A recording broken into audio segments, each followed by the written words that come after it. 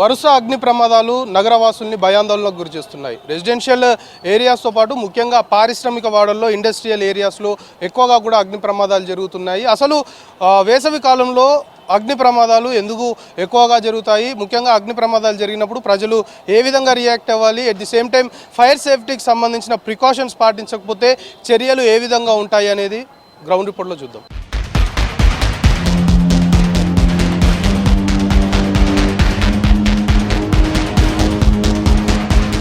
Shopping malls సంబంధించి ప్రజలు ఎక్కువగా ఉంటారు, రద్దీగా ఉంటుంది. సో అక్కడ ఫైర్ జరిగినప్పుడు ఏ విధంగా ఆ ఫైర్ని కంట్రోల్ చేయాలి అనే దానిపైన ముఖ్యంగా మాల్స్లో సిబ్బంది ఎవరైతే ఉంటారో వాళ్ళు అలర్ట్గా ఉండాల్సిన అవసరం ఉంటుంది. కాబట్టి ఆ సిబ్బందికి పూర్తి స్థాయిలో అవగాహన కల్పించడము, వాళ్ళకి ఏ విధంగా ఫైర్ని కంట్రోల్లోకి తీసుకురావాలి అనే దానిపైన ఫైర్ సంబంధించిన సిబ్బంది, మాల్ సంబంధించిన ఎవరైతే పనిచేసేవారు ఉంటారో మాల్స్లో, దాంతోపాటు స్కూల్స్ సంబంధించి కావచ్చు, లేకపోతే ఇతరేతర షాప్స్ సంబంధించి, సినిమా థియేటర్లకు సంబంధించి, దాంతోపాటు అత్యంత రద్దీగా ప్రజలు ఉండే ప్రాంతాల్లో ఒకవేళ ఫైర్ కానీ స్టార్ట్ అయితే ఆ ఫైర్ని ఏ విధంగా కంట్రోల్ చేయాలి అనే దానిపైన అవగాహన కల్పిస్తున్నారు. ఎక్కడైనా మనిషి ప్రాణానికి ఎక్కడ ప్రమాదం ఉన్నా సరే కంపల్సరీ డిజాస్టర్ రెస్పాన్స్ డిపార్ట్మెంట్ తరఫున మేము కంపల్సరీగా అక్కడికి వస్తాము.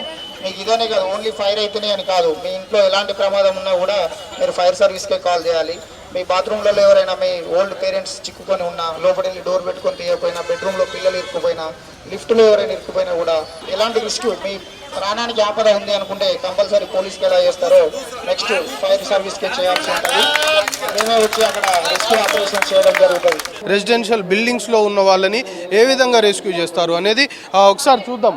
పూర్తిగా మంటలు ఫైర్ సిబ్బంది అదుపులోకి తీసుకొచ్చినప్పటికి కూడా దట్టమైన పొగలు అలుముకున్న కారణంగా కొంతవరకు వాళ్ళు అన్కాన్షియస్ అవ్వడము, వాళ్ళు నడవలేని స్థితిలో ఉండడము, ఇలాంటి రెగ్యులర్గా ఫైర్ యాక్సిడెంట్స్ జరిగినప్పుడు మనం చూస్తుంటాం. సో వాళ్ళని పూర్తి స్థాయిలో రెస్క్యూ చేసే విధంగా, ఆ రెస్క్యూ ఆపరేషన్ ఏ విధంగా చేస్తారు, లోపల చిక్కుకున్న వారిని ఏ విధంగా బయటకు తీసుకొస్తారు అనే దానిపైన పూర్తి స్థాయిలో అవగాహన తీసుకొస్తున్నారు. మీరు ఎక్కడైనా పెట్రోల్ బంక్లో కూడా పెట్రోల్ కొట్టించుకునేటప్పుడు బండి మీద కూర్చొని పెట్రోల్ కొట్టించుకుంటూ ఉంటారు. మీ మొబైల్, సెల్ ఫోన్, ఇప్పుడు స్మార్ట్ ఫోన్స్ వచ్చిన కానీ పెట్రోల్ బంక్లో ఫైర్స్ ఎక్కువ అవుతున్నాయి. మీ ఫోన్లో మొబైల్ డేటా ఆన్లోనే ఉంటుంది, మీ వాట్సాప్ అన్నీ రన్ అవుతూనే ఉంటాయి, కానీ మొబైల్ మీ జేబులో ఉంటుంది. మీరు బండి మీద కూర్చొని పెట్రోల్ కొట్టించుకుంటుంటే ఆ ట్యాంక్లోంచి ఎవాపరేట్ అయిన పెట్రోల్ మీ జేబులోకి వెళ్తుంది. జేబులో మీకు ఒక వాట్సాప్ మెసేజ్ కానీ ఏదైనా వస్తే ఒక సర్క్యూట్ కంప్లీట్ అవ్వడం వల్ల చిన్న స్పార్క్ వచ్చి మీ పాకెట్లోంచి ఫైర్ స్టార్ట్ అవుతుంది. మీ పాకెట్లోంచి ఫైర్ స్టార్ట్ అవుతుంది, మీకు తెలియదు ఎందుకు ఫైర్ అయినా అనేది.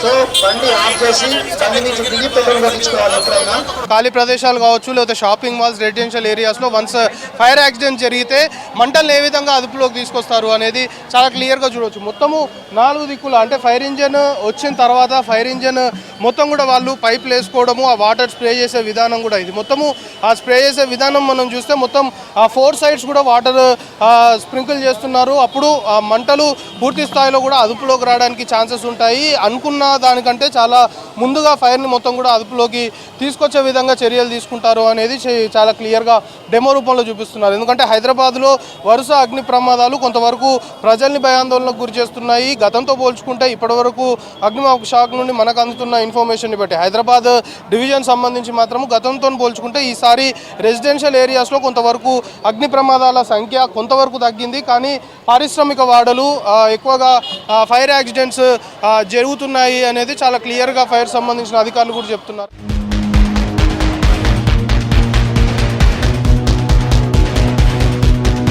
వేసవి కాలంలో ఈ అగ్ని ప్రమాదాలకు సంబంధించి ఎలాంటి ప్రికాషన్స్ తీసుకోవాలి అనేది మాట్లాడేందుకు మనతో పాటు హైదరాబాద్ డిఎఫ్ఓ శ్రీనివాస్ రెడ్డి ఉన్నారు. సార్ చెప్పండి, సమ్మర్ సీజన్లోనే ఎందుకు ఎక్కువగా ఈ అగ్ని ప్రమాదాలు జరుగుతాయి? సో ముఖ్యంగా మనకు అగ్ని ప్రమాదం సంభవించాలంటే ముఖ్యంగా 3 ఇంగ్రీడియంట్స్ ఉండాలి. ఒకటి మండే వస్తువు ఉండాలి, ఉష్ణోగ్రత ఉండాలి, ఆక్సిజన్ ఉండాలి. ఈ 3 కంబైన్ అయినప్పుడే మనకు ఫైర్ యాక్సిడెంట్స్ అనేది జరుగుతుంది. ఈ మూడిట్లో ఏదాన్ని మనం తీసేసినా కూడా ఫైర్ అనేది చల్లారుతుంది. ఫర్ ఎగ్జాంపుల్ మేము అన్నిటి మీద వాటర్ యూజ్ చేస్తాం, అంటే అక్కడ నుంచి ఆక్సిజన్ ఉష్ణోగ్రతను తొలగిస్తున్నాం, ఆక్సిజన్ తొలగించినా కూడా చల్లారిపోతుంది. అయితే సమ్మర్లో ఫైర్ యాక్సిడెంట్స్ ఎక్కువగా ఉండడానికి కారణం ఏంటంటే ఎక్కువ ఉష్ణోగ్రత ఉండడం.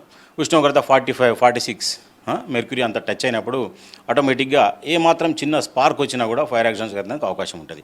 తర్వాత ఎక్కువ మనం చూసేది ఏంటంటే ఈ సమ్మర్లో ఓపెన్ ఫైర్స్ ఎక్కువగా ఉంటాయి. అంటే చెత్తను తలిగిపెట్టడము, గార్బేజెస్ తలిగిపెట్టడము, తర్వాత కార్ పక్కన ఉండే చిన్న చిన్న జిహెచ్ఎంసీ వర్కర్స్ కానీ వాళ్ళు కానీ దానికోసం నీట్నెస్ కోసం చేస్తుంటారు. విలేజెస్లలో రూరల్ ఫైర్స్లలో మాత్రం ఏంటంటే ప్యాడీ ఫీల్డ్స్లలో, తర్వాత చెరుకు ఫీల్డ్స్లలో అక్కడిక్కడ తీసేసిన దగ్గర ఫైర్ అవుతుంటాయి. ఇది మనం చాలా చిన్నగా అని భావించద్దు. ఈ ఫైరే ఎందుకంటే మీకు తెలుసు సమ్మర్లో ఈ ఫైర్తో పాటు గాలి వేగం కూడా ఎక్కువ ఉంటుంది. సో ఫైర్ యాక్సిడెంట్ అయినప్పుడు ఈ గాలి వేగానికి తోడైనప్పుడు ఫైర్ అనేది ఒక ప్లేస్ నుంచి మరొక ప్లేస్కు మరింత వేగంగా వ్యాపిస్తుంది. అందుకోసమని చాలా వరకు మనం ఇటువంటి ఓపెన్ ఫైర్స్ అంటే చెత్త ఫైరు, తర్వాత అవుట్డోర్ స్టోరేజ్ ఫైర్ అయినప్పుడు పక్కన ఉన్న కార్లు, నివాస గృహాలకు కూడా వ్యాపిస్తుంది. ప్రజలు కూడా భయభ్రాంతులకు గురవుతారు. ఎండిన చెట్లు, ఆకులు ముఖ్యంగా దీనికి ప్రధాన కారణం. సో ఈ ఉష్ణోగ్రత పెరిగినప్పుడు ఆటోమేటిక్గా ఫైర్ అయితే అవకాశం ఉంటుంది. అయితే ప్రజలు భయభ్రాంతులకు గురి కావాల్సిన అవసరం లేదు. మనం సీజన్ని బట్టి దీనికి తగిన జాగ్రత్తలు తీసుకున్నాం. గత కొన్ని సంవత్సరాల నుంచి మనం జాగ్రత్తలు తీసుకుంటున్నాం కాబట్టి ఈ సంవత్సరం గణనీయంగా ఫైర్ యాక్సిడెంట్స్ తగ్గిపోయినాయి.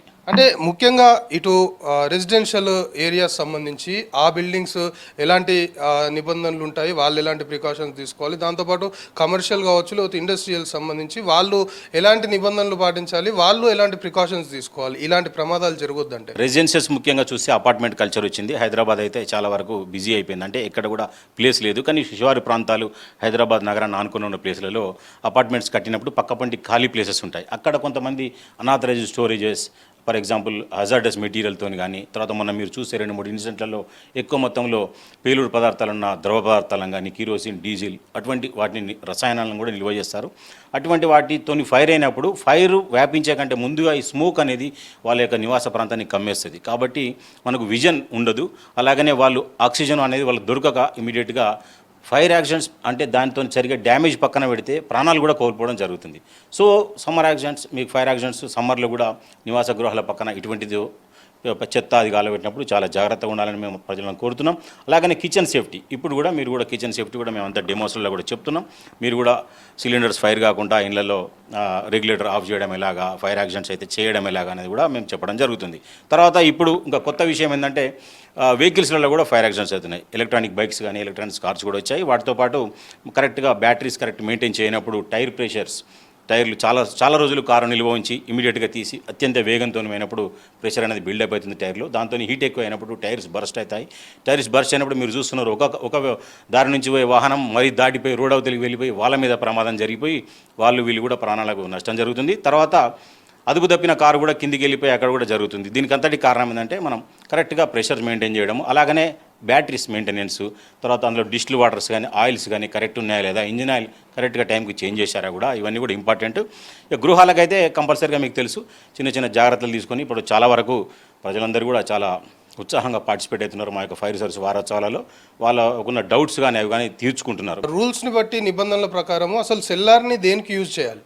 జనరల్గా మీకు తెలుసు సెల్లార్ అనేది వాహనాలను నిల్వ చేసేందుకు, సెల్లార్ పార్కింగ్ అని.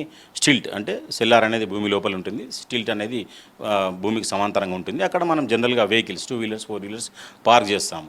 చేయకుండా కొంతమంది ఏంటంటే పైన రెసిడెన్సెస్ ఉన్నప్పుడు కింద కమర్షియల్ కాంప్లెక్స్ గ్రౌండ్ ఫ్లోర్లో ఉన్నప్పుడు వాళ్ళు దానికి సంబంధించిన వేస్ట్ మెటీరియల్ కానీ డంప్ చేయడం కానీ, తర్వాత పనికిరాని అట్టపెట్టెలు కానీ, తర్వాత ఫర్నిచర్ వాటిని కూడా నిల్వ చేయడం జరుగుతుంది. అది నిల్వ చేయడమే ఒక ప్రాబ్లం అనుకుంటే అక్కడ ఉన్న మెట్ల మార్గాన్ని, స్టేర్ కేస్ని కూడా మూసివేయడం జరుగుతుంది. సో ఇటువంటివి ఉన్నప్పుడు వాళ్ళు ఏం చేస్తారంటే అందులో కూడా కొన్నిసార్లు మేము అబ్జర్వేషన్ ఏంటంటే ఆ పెట్రోల్ డీజిల్ క్యాన్స్ కూడా నిల్వ చేస్తారు.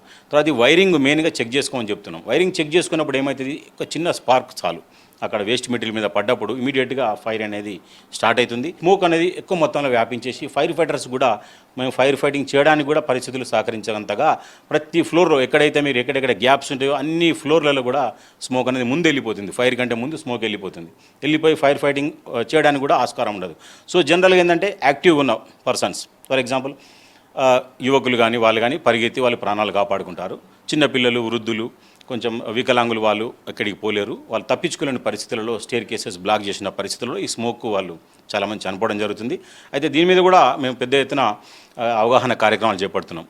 ఫర్ ఎగ్జాంపుల్ ఒక హోటల్లో ఫైర్ అయింది, హోటల్లో కూడా సెల్లార్లో కూడా పార్కింగ్ చేయాలి. ఎలక్ట్రికల్ బైక్స్ పార్క్ చేసి ఇమీడియట్గా ఛార్జింగ్ పెట్టి మర్చిపోయిన దశలో అది ఫైర్ యాక్సిడెంట్స్ కావడం జరిగింది. ఆ స్మోక్ కూడా అన్ని రూమ్లోకి వెళ్ళిపోయిన తర్వాత రాత్రి 9 గంటల తర్వాత కూడా వాళ్ళు కొంచెం అలర్ట్గా ఉన్నారు కాబట్టి అయినా కూడా 8-9 మంది కూడా ప్రాణాలు కోల్పోయినారు. అయితే ముందుగా ఏంటంటే మనం అజాగ్రత్త అంటే మన చుట్టుపక్కల ఏమున్నాయో చూడకుండా ఉన్నప్పుడు ఈ అజాగ్రత్త వల్ల మనం ప్రాణాలు కోల్పోవడం అనేది అది మంచిది కాదు. సో అందరికి కూడా మనం ఏంటంటే కొంచెం జాగ్రత్తలు తీసుకొని మీ యొక్క ప్రాణాలు కాపాడుకోండి అని అందరూ కూడా విజ్ఞప్తి చేస్తున్నాం మేము. సో ఇటు రెసిడెన్షియల్ బిల్డింగ్స్ కావచ్చు లేదా కమర్షియల్ సంబంధించిన బిల్డింగ్స్ కావచ్చు, ఫైర్ సేఫ్టీకి సంబంధించిన నిబంధనలు పాటించకపోతే చర్యలు ఏ విధంగా ఉంటాయి? మల్టీ స్టోరీడ్ బిల్డింగ్స్ కానీ, తర్వాత మాల్స్ కానీ, ఆసుపత్రుల్లో కానీ, అంటే ఒక్కొక్క డిఫరెంట్ ప్రెమిసెస్లో ఒక్కొక్క రకమైన హజార్డ్ ఉంటుంది. వాళ్ళందరికీ మేము తెలియజెప్తాం. చాలామంది ఏంటంటే ప్రజలు వాళ్ళకు ప్రమాదం పొంచి ఉందని దాంతో కొంచెం మారడం జరుగుతుంది. బిల్డర్స్ అసోసియేషన్ వాళ్ళకి కానీ, రెసిడెన్షియల్ వెల్ఫేర్ అసోసియేషన్ కానీ, ఓనర్స్ ఆక్యుపర్స్ కూడా వాళ్ళ ముందుకు మేము చెప్తాం. చెప్పి కొంచెం సమయం ఇస్తాం. ఈ లోపల వాళ్ళు చాలామంది వాళ్ళకున్న సమస్యలు కానీ అవి కానీ తొలగించుకొని మీటింగ్స్ పెట్టుకొని కలవడం జరుగుతుంది. ఒకవేళ మీరు చెప్పినా వినకుండా అలాంటి నిబంధనలు పాటించకుండా ఫైర్ సేఫ్టీకి సంబంధించి ఆ ప్రికాషన్స్ తీసుకోకపోతే యాక్షన్ ఏ విధంగా ఉంటుంది? తప్పకుండా అండి. ఇప్పుడు మేము ఫస్ట్ వాళ్ళు చెప్పిన తర్వాత వినకపోతే కూడా ఇమీడియట్గా ఫామ్ 12 అని ఉంటుంది. ఫైర్ సర్వీస్ యాక్ట్ 99లో మనకు చాలా స్ట్రిక్ట్గా నిబంధనలు పొందుపరిచి ఉన్నాయి. వాళ్ళకు ఫామ్ 12 ఇస్తాము. మళ్ళీ 1 month తర్వాత ఫామ్ 14 కూడా ఇవ్వడం జరుగుతుంది. తర్వాత డీజీ గారు ఆదేశానుసారం ఒక ప్రాసిక్యూషన్ ఆఫీసర్ని కూడా సార్ అపాయింట్ చేస్తారు. అలా చాలా వరకు కేసులు కోర్టులో పెండింగ్లో ఉన్నాయి.